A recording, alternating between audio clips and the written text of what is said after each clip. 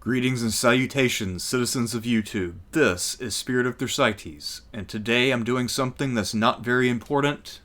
I'm taking a political typology test. I learned about this earlier today, and I was curious about it. According to the people behind it, this typology test identifies 9 different groups in American politics, and everyone falls into one of those 9 categories. So, let's get started, and we'll find out where I am. I don't think there's a guide here. I guess not. Well, let's find out. And as always with these quizzes, the results aren't quite as important as the discussions that we can have about the questions. So, let's jump right in. If you had to choose, would you rather have a smaller government providing fewer services or a bigger government providing more services? I would rather have more services. When you say you favor a bigger government providing more services, do you think that it would be better to modestly expand on current government services or greatly expand? I'm going to go with greatly expand because one of the key things that I want to see happen is a universal healthcare system. So I suppose that would be a pretty substantial expansion. Next. Which of the following statements comes closest to your view? America's openness to people from all over the world is essential to who we are as a nation. If America is too open to people from all over the world, we risk losing our identity as a nation. So I can understand the latter viewpoint for a lot of other countries in terms of how they view themselves, because they have an identity which reaches back and which claims to be, at least, somewhat autochthonous. America does not really have that. That's not who we are. We've always been a nation of immigrants who slaughtered the indigenous. So I'd have to go with America's openness to people all over the world is essential to who we are as a nation. In general, would you say experts who study a subject for many years are usually better at making good policy decisions about that subject than other people? Usually worse at making good policy decisions about that subject than other people? Or neither better nor worse at making good policy decisions about that subject than other people? This one is a bit tricky. I'm glad that finally there are 3 options rather than just 2. In general, obviously the more that you know, the better you will be at making an informed decision. At the same time, though, it is possible for people who are experts to really get tunnel vision and to really sometimes lose sight of where their bailiwick fits in to a larger context. They sometimes have trouble figuring out where they are in the space-time continuum. So I don't know whether I lean more better or neither better nor worse. I'm kind of in between those 2 positions. I don't think it can make you worse to know more.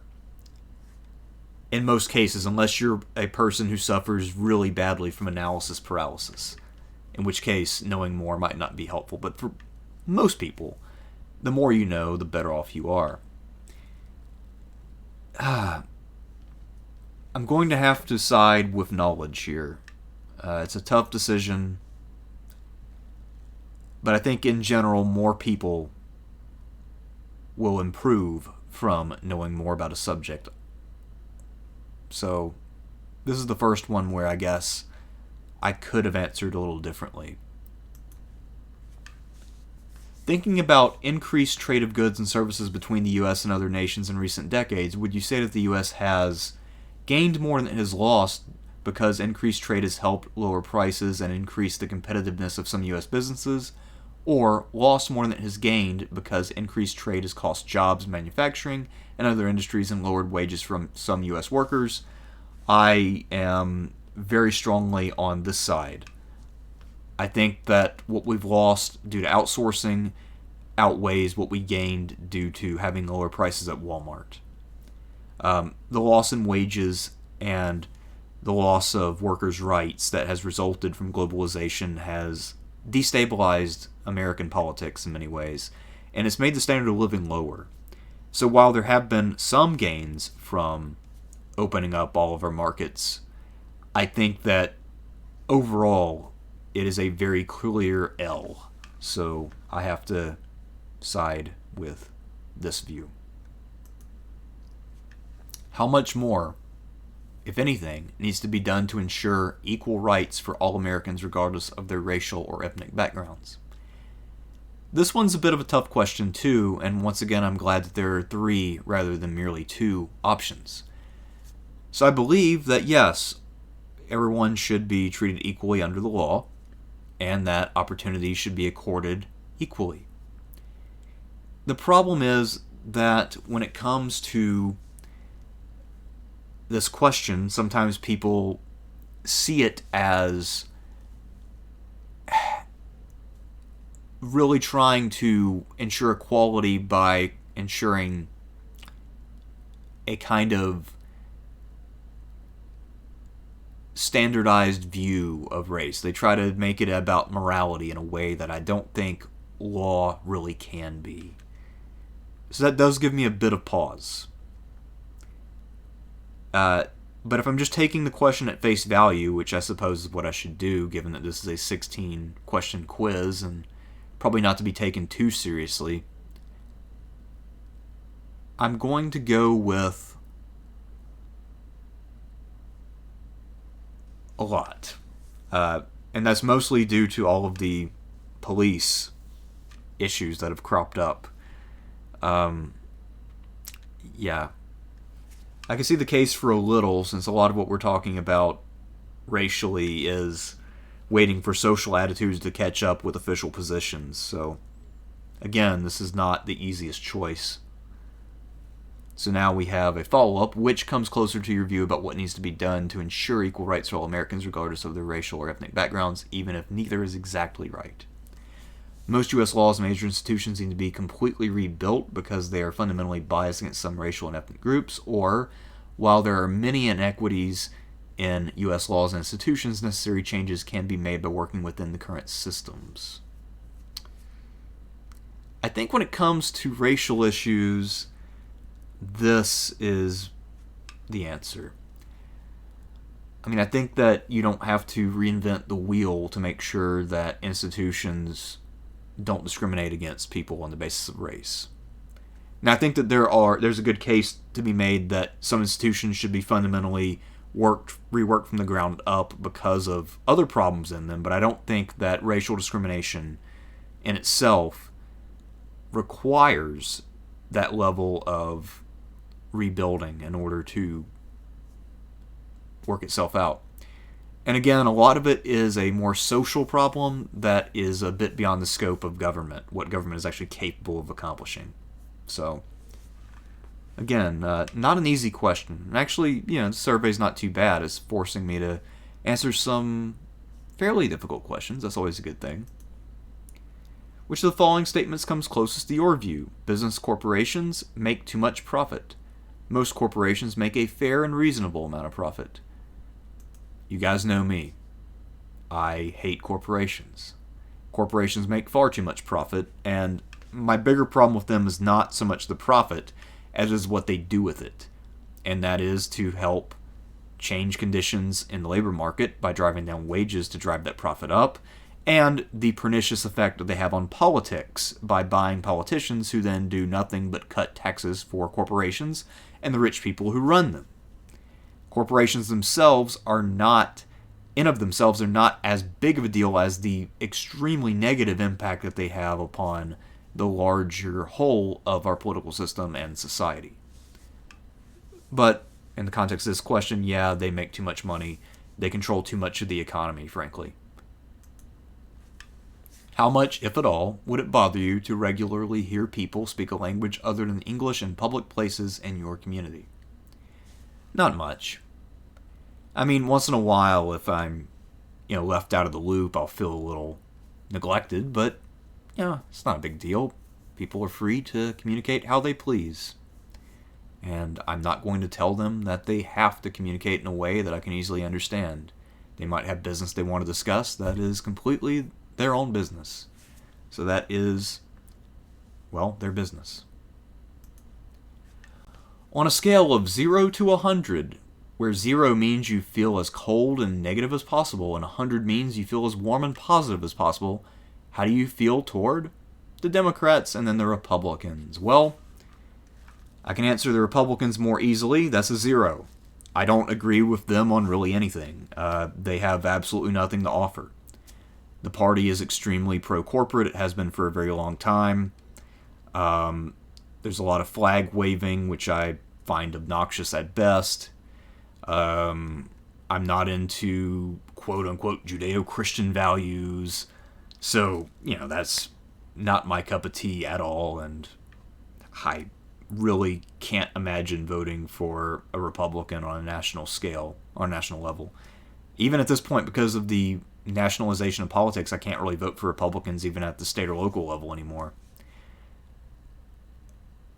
But I also really hate the Democrats. They fucking suck. They do not really provide an alternative to the Republicans. What differences are there on foreign policy? Not many. You can either invade or you can just bomb the shit out of people.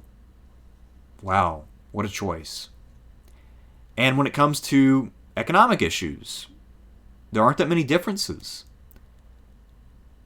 A lot of what passed in the bipartisan infrastructure bill seems pretty goddamn Republican to me. More toll roads. Great. So it's really worthwhile to get Trump out of office. We get more toll roads. Fun. Again, corporations, to circle back to a previous question, control our political system, and they govern in their own interest. There's nothing for the common person. Now, Democrats I do find preferable on social issues, but I don't really rate those super highly. And then sometimes I think that they can be a bit obnoxious with their rhetoric when it comes to those things, especially trying to cancel people or really get a little too self-righteous about political correctness, as if stopping people from using bad words on Twitter will magically make the world a better place. There are some people in the Democratic Party I like, mostly on the progressive side, actually entirely on the progressive side. But if I'm looking at the party as a whole, my view is very negative. I'd have to go with if I had to go with an exact number, it'd be 15, but I think I'm going to round down. Because most of the party is shit. The ability of the party to get positive change accomplished is almost negligible. And as a whole, the party really just has very little to offer. The only thing it has going for it is that it's a little tiny bit better than the Republicans. That's about all I can say about it. So, there's that. Which of these statements best describes your opinion about the United States? The U.S. stands above all other countries in the world. The U.S. is one of the greatest countries in the world, along with some others. There are other countries that are better than the U.S. I find this question a bit silly. It depends on what you value. I mean, personally, I value things like a strong social safety net. And because of that, I tend to think that there are other countries that do things better than we do. Free education, free healthcare, helping citizens to better themselves, helping citizens, ironically enough, to achieve the American dream. Something that we supposedly believe in, but that actually some other countries do better than we do. So, because of that, I think there are some other countries that are better than we are.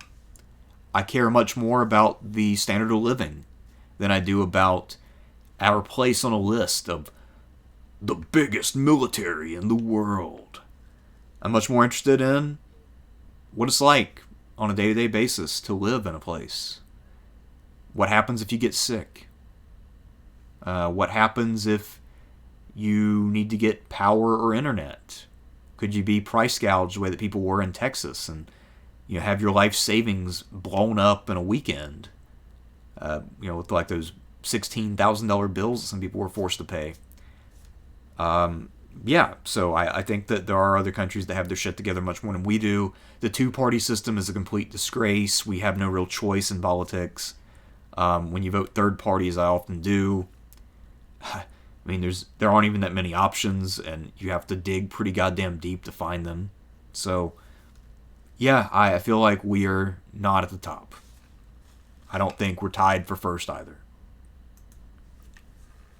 That being said, there are some things about American culture that I think we do a little better than most people. In terms of free speech, which is something I do value a lot, I think the American model for free speech is probably the best one. So, although, and this leads into the next question, that does seem to be under threat, and it has been the whole time, to be fair. So how much of a problem, if any, would you say each of the following are in our country today? People being too easily offended by things others say. Major problem, minor problem, not a problem. And then people saying things that are very offensive to others, major, minor, not a problem. In terms of people saying things that are very offensive to others, it's not a problem simply because I think it's inevitable.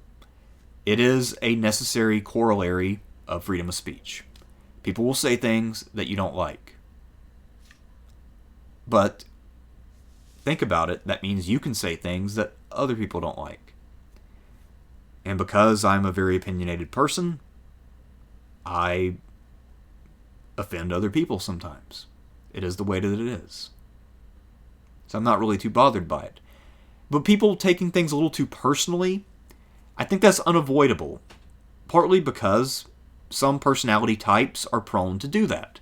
Some people are quick to make assumptions. Some people are really quick to anger. And because of that, there will always be people, even in, quote-unquote easygoing eras like the 1990s, who are extremely thin-skinned. I think that it is a minor problem, but that being said, in general, I think the culture war is pretty damned irrelevant. I mean, sure, it impacts elections, and that's important, but the debates people have over the culture war are extraordinarily uninteresting to me, and I'm really not going to debate someone on their fucking feelings. One, because I don't give a shit, and two, because it makes no difference. So, there you go. Which comes closer to your view of candidates for political office, even if neither is exactly right? I usually feel like there's at least one candidate who shares most of my views, or none of the candidates represent my views well. So this one, I'm trying to think in the context of late 2021 going into 2022. There are a few people in Congress who I think share my views relatively well. There aren't many of them, and they certainly aren't near me. Sherrod Brown as a senator, not too terrible. Bernie as a presidential candidate reflected my views pretty well. But usually, most of the candidates that are available are total dog shit. They're people I'm not interested in voting for at all. So,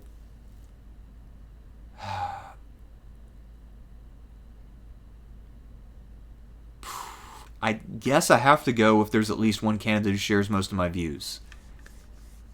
Although, of course, that's not really the case in the district where I live or in a lot of cycles. But right now, there are people on the national stage and people who are in power in Washington who have a fairly similar viewpoint to what I have. Or at least similar enough that I feel comfortable voting for them, supporting them, possibly even giving them a small sum of money. So, yeah. But if this had been before 2016, then I would be right here. And even with this being the case, that there are a few people in Congress that I do support, in general, I end up voting third party because I feel like most of the Democratic options are completely unacceptable. And then, as I mentioned, the Republicans are not an option for me. I don't agree with them on anything. There's really no point to even consider it. And when I do look into them, I just kind of get pissed off. So, yeah, there you go. In general, how much do white people benefit from advantages in society that black people do not have?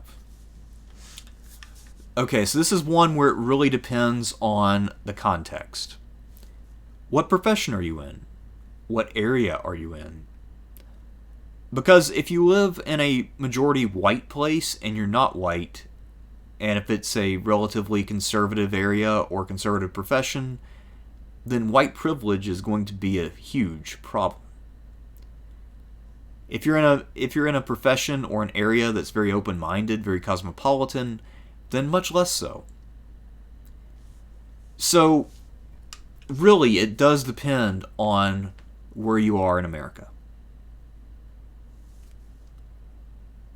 That being said, one huge advantage that I wasn't aware of until I moved here and started talking to some black people from Ohio is that black people who live in the cities in Ohio are very, very afraid when they travel through rural, small-town Ohio.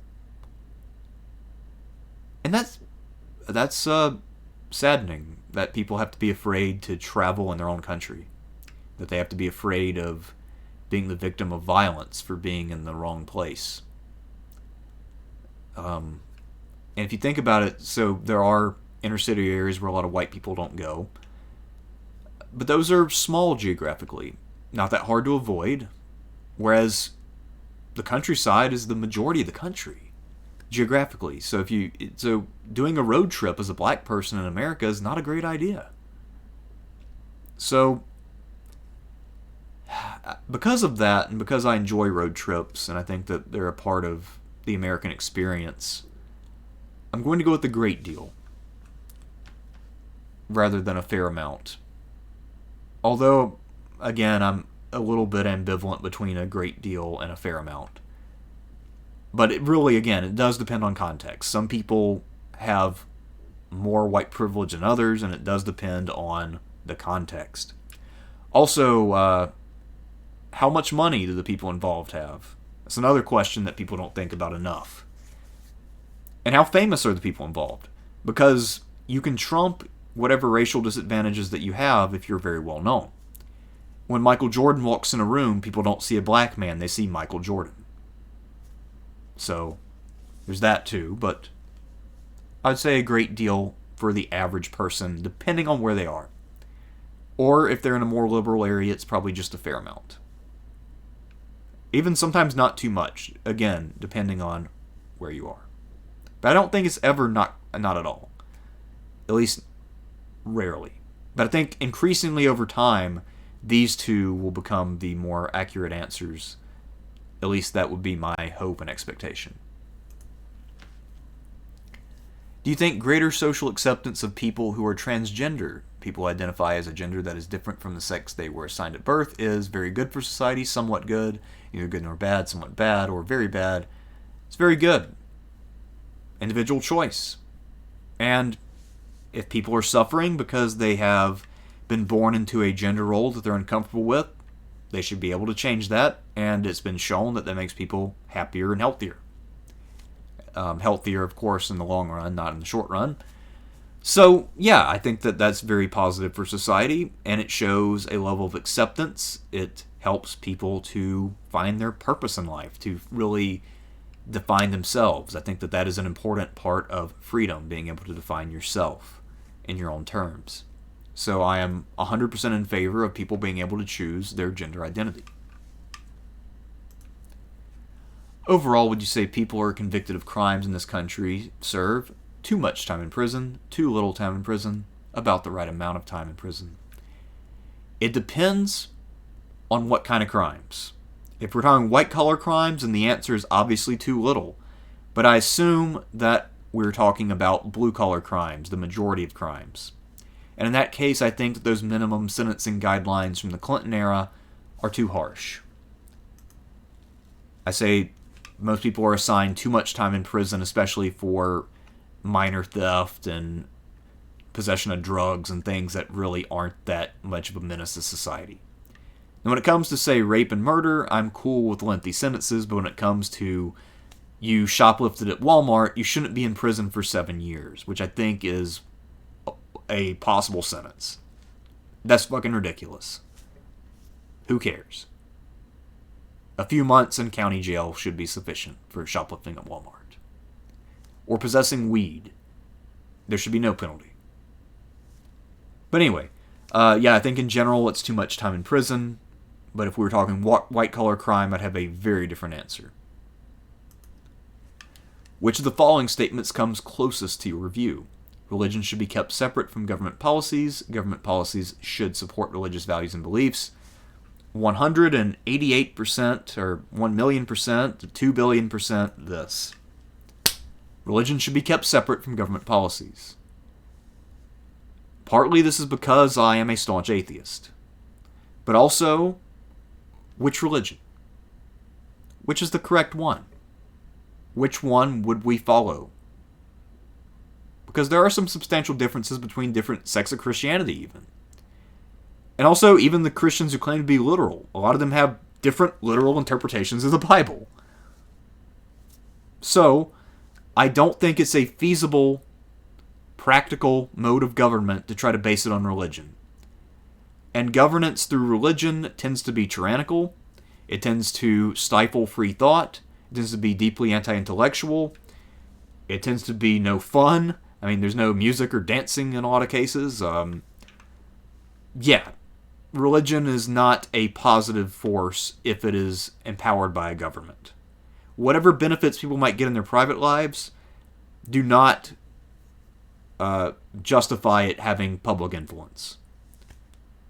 And in general, it's a good thing not to base public policy on religious ideas, because religious ideas inherently are fiction, whereas we live in a world of fact, a world of material reality.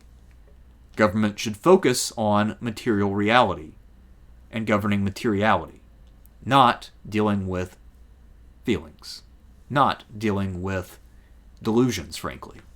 I mean, I don't want to be a dick about it, but yes, most religious views are purely delusion. But that's a topic for a different day. In the future, do you think U.S. policy should try to keep it so America is the only military superpower, or would it be acceptable if another country became as militarily powerful as the U.S.? Well, it's kind of already happened with China. But also, we don't have the right to step on another country just because they want to build up their military. You can't do preemptive war forever. Eventually, you will fail. It's not practical, one, but also it violates the sovereignty of other nations. So I have to go with it is acceptable for other countries to become militarily powerful. A lot of military power stems from economic power, so to truly hold the view that America should suppress other countries, we would also have to suppress them economically. And I don't think that even the people who espouse that view in foreign policy will be smart enough to know that to be consistent, they would also have to wreck the Chinese economy, for instance, and therefore tank the global economy to maintain America's status as the world's only military superpower. So, yeah. Anyway, let's see what my results are. Loading, loading, loading. Progressive left. What are the categories? Smallest typology groups, one of the most engaged. Feel us warmly. Yes, true. I don't feel very warm towards them. Most voted for Biden. I definitely didn't. I voted for Howie Hawkins. Only group in which a majority say they like political leaders who identify as democratic socialists. Well, I guess I basically said as much in my commentary. Let's see what the other categories are, though. Outsider left. I'm curious about this one. Outsider left are the youngest typology group. They hold liberal views on most issues, particularly on issues of racial equality and immigration, are overwhelmingly vote Democrat. They are more skeptical of government performance than other Democratic-oriented groups, though far less so than those in GOP-oriented groups. They're not that happy with the Democrats, but they also have deeply negative views of the GOP. Nearly half of the outsider left describe their own political views as liberal. Only 3 in 10 identify as Democrats, about half say they're independents who lean toward the Democratic Party. So they're making this out as outsider left being moderate and young, but usually most young people are more on the left or more toward the right. I mean, they're more activated. They're more distinctive in their views. So I don't think that characterization makes sense, especially putting that toward distressed sideliners. So basically these are just centrists who aren't very politically engaged. So yeah, I don't see how outsider left is near that. And I also don't see how it would lead to Democratic mainstays. And I also don't see how there's a big difference between democratic mainstays and establishment liberals, except that, well, actually not. Never mind, I see that. Yeah, oh god, establishment liberals, these are some of the most obnoxious people, even more so than democratic mainstays who are just cheerleaders. And let's see, what is ambivalent right? So I guess these are just people who mostly conservative, but they're not hard asses about it, I guess. Okay, I get that. Populist right, Trumpers, committed conservatives, pro business, very free trade, limited government. So sort of libertarians, basically. And then you got the faith and flag conservatives, highly religious, politically engaged, intensely conservative on every issue. Although a lot of the Trump people are pro protectionism, so I don't know if this is completely accurate. But I guess there are populist right. Let's see how that's different. Okay, critical of corporations. All right, I see. So yeah, but that's not a huge difference, though. Basically, the only major difference between the populist right and the faith and flag people is over trade. But otherwise, according to this at least, they are more or less identical. And at this point, Trump has largely abandoned being someone who opposes free trade. I mean, in his 2020 campaign, he didn't really talk about that issue, which helped him get elected in 2016. He was mostly talking about Biden being a communist. That was his main campaign theme in 2020. So, yeah, he abandoned most of what made him populist right, and then he just more or less just played the, I guess, what you call faith and flag here. I don't know exactly how I feel about this. It's okay. I feel like political outsider left should be more to the left and not right at the center. I mean, I feel like if anything, Democratic mainstays could be the people who are just left of center. And then you get to establishment liberals, or even establishment liberals before them, because establishment liberals don't give a flying fuck about economically left positions. It depends on what you want to plot on the left-right spectrum, which is why the left-right spectrum is not perfect, because it kind of gives equal weight to things that aren't necessarily related.